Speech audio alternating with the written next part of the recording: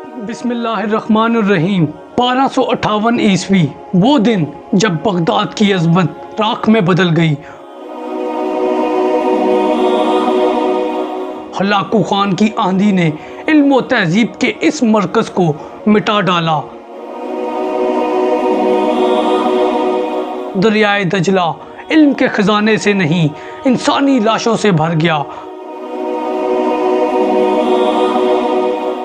लाखों नायाब कुतुब पानी में बहा दी गई और इल्म सदियों के लिए दफन हो गया। बगदाद की गलियां मासूमों के खून और चीखों से लरज उठी। अब्बासी खिलाफत का ताज एक ही दिन में जमीन बोस हो गया। इस्लाम का दिल बगदाद मंगोलों की तलवार से चीर कर रख दिया गया। तारीख का वो लम्हा जिसने उम्मत को हमेशा के लिए झंझोड़ कर रख दिया। अगर आप बगदाद का सुकूत और इससे जुड़ा तारीखी पस मंज़र और बगदाद का तबाह होना जानना चाहते हैं तो ये सब इस वीडियो में। बगदाद वो शहर जिसे कभी दुनिया की आंखों का तारा माना जाता था। अब्बासी खलीफा अबू जाफर मंसूर ने इसकी बुनियाद रखी और सदियों तक ये शहर इल्म फ़न, फ़लसफ़ा और साइंस का मरकज़ बना रहा। यहाँ बैत अल हुक्मा था। बगदाद जहाँ यूनान, रूम, हिंद और फारिस की कुतुब के तराजुम मौजूद थे और बगदाद की गलियाँ उल्मा, फुक़हा और साइंसदानों की महफ़िलों से हर वक्त रोशन रहती थी। ये शहर सिर्फ एक दारुल खिलाफा नहीं बल्कि पूरी मुस्लिम उम्मत के वक़ार की इलामत था। मगर वक्त के साथ सब कुछ बदल गया। अब्बासी खिलाफत रोज़ ब रोज़ कमज़ोर होने लगी। कई रियासतें इनसे अलग हो गई, फौज टूट फूट का शिकार हो गई और बगदाद का शाही दरबार साजिशों का अड्डा बन गया, जिससे खलीफा की ताकत महज कागज़ की रद्दी रह गई। इसी कमज़ोरी से दुश्मनों ने फ़ायदा उठाया। दूसरी तरफ मशरिक़ से एक तूफ़ान उठ चुका था और वो था मंगोलों का तूफ़ान। इस वक्त चंगेज़ खान की नस्ल ने एशिया को खून में नहला दिया, शहर के शहर उजाड़ दिए, सल्तनतें ज़मीन से मिटा दी और अब उनकी नज़रें बगदाद पर जमी थी। तो ये अजीम दारुल खिलाफा अपनी बका की सबसे बड़ी जंग हारने जा रहा था। चंगेज़ खान का पोता हलाकू खान, एक ऐसा नाम जिसने मशरिक़ की फ़िज़ाओं को खौफ से भर दिया था। वो न सिर्फ एक मंगोल सरदार था बल्कि अपने दादा की तरह यानी चंगेज़ खान की तरह सख्त दिल, बेरहम और जंगी चालों का माहिर भी था। इसकी आंखों में एक ही ख्वाब था, अब्बासी खिलाफत का खात्मा। 1057 ईस्वी में हलाकू खान ने एक अजीम लश्कर तैयार किया। तारीख बताती है कि उसकी फ़ौज 1 लाख से ज़ायद जंगजुओं पर मुश्तमिल थी।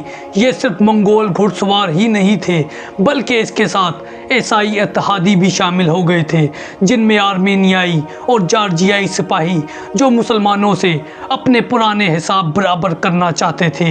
यूं ये लश्कर एक आंधी की तरह बगदाद की तरफ बढ़ने लगा। हलाकू खान ने सबसे पहले किला अल मौत को रोंद डाला, जहां इस्माइली फ़दायीन बसते थे। फिर इसने एक एक करके ईरान और खुरासान के इलाके अपने ज़ेरे नगी कर लिए। हर शहर उसके घोड़ों के सुमो तले राख में बदलता गया। तारीख बयान करती है कि उसकी फ़ौज के गुजरने के बाद ज़मीन कई दिन तक जली हुई महसूस होती थी। अब उसका अगला हदफ था बगदाद, लेकिन बगदाद की क़यादत कमज़ोर तरीन हाथों में थी। खलीफा अपनी नातजर्बाकारी और बेतदबीरी के बाइस ना फ़ौज को मुनज़्ज़म कर सका ना शहर को। दूसरी तरफ मंगोलों का सैलाब बगदाद की तरफ आ रहा था और बगदाद अपनी सबसे बड़ी आजमाइश के दहाने पर इस वक्त खड़ा होने वाला था। दोस्तों, जनवरी 1258 ईस्वी की एक सुबह जब हलाकू खान का लश्कर बगदाद के दरवाज़ों तक पहुंच गया, एक तरफ लाखों तेज़ रफ्तार घुड़सवार, दूसरी तरफ आतिशफिशा की तरह दहकती मंजीकें और तोपें थी। शहर के बाहर मंगोलों ने ऐसी खंदकें खोदी कि बगदाद बिल्कुल महसूर हो गया। खलीफा ने आखिरी लम्हात में सफारती कोशिशें तेज़ की मगर अब देर हो चुकी थी। उसने हलाकू खान के सामने झुकने के बजाय इत्मीनान से जवाब दिया, लेकिन हकीकत ये थी कि उसके पास कोई मुनज़्ज़म फौज ना थी। वजीर इब्ने अलकमी के बारे में कहा जाता है कि उसने खलीफा को ये कहकर मुतमईन किया कि शहर की हिफाजत के लिए चंद हजार सिपाही काफ़ी होंगे। हालांकि हकीकत इसके बरअक्स थी। हलाकू खान ने अपने लश्कर को हुक्म दिया और शहर पर बारिश की तरह आग और पत्थर बरसने लगे। बड़ी बड़ी मंजीकें दिन रात चलती रही। बगदाद की मजबूत समझी जाने वाली दीवारें चंद ही दिनों में शगाफ दे बैठी। लोग घरों में कैद होकर खौफ से कांपने लगे। मंगोल हर सिमत से शहर को घेर चुके थे। खाने पीने की एशिया कम होने लगी। फिजा में चीखें और रोने की आवाज़ें गूंजने लगी। बगदाद का वो शहर जो कभी रोशनियों से जगमगाता था, अब अंधेरों और खौफ के साए में दहक गया। और फिर वो दिन आया जब मंगोलों ने फैसलाकुन हमला किया। दीवारें टूट गई और बगदाद के दरवाजे हलाकू खान के खूनखार सिपाहियों के लिए खुल गए।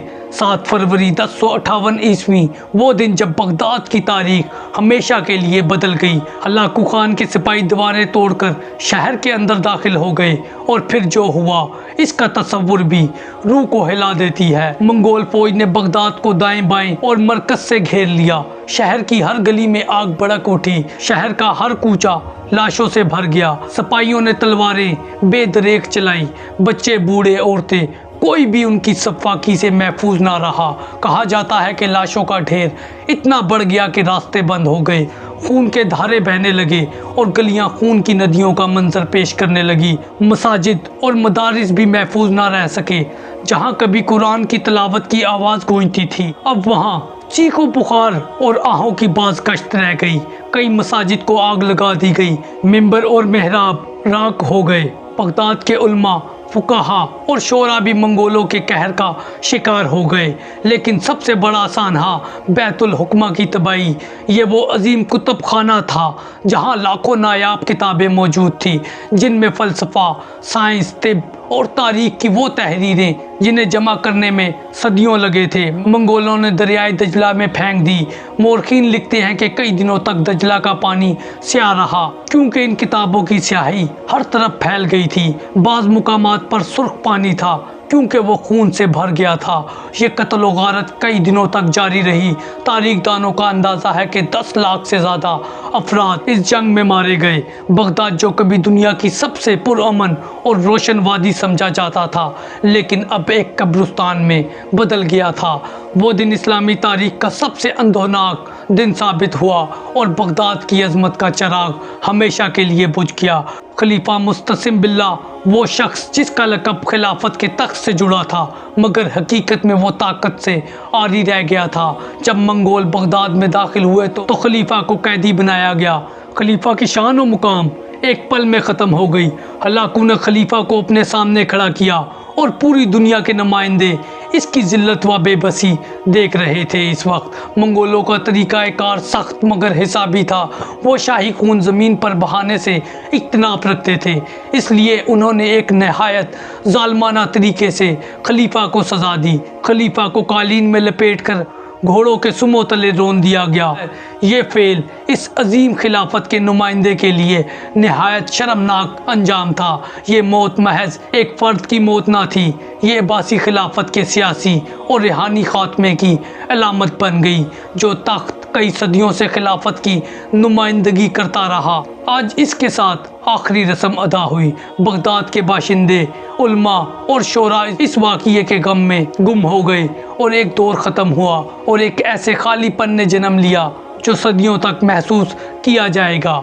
दोस्तों, ये थी सुकूत बगदाद, फ़ाल ऑफ बगदाद की तारीख़। अगर आपको ये वीडियो पसंद आई तो चैनल को सब्सक्राइब करें, कमेंट में अपनी फ़ीडबैक दें और वीडियो को अपने दोस्तों के साथ ज़रूर शेयर करें। जज़ाकुमुल्लाहु खैरा। अस्सलामु अलैकुम।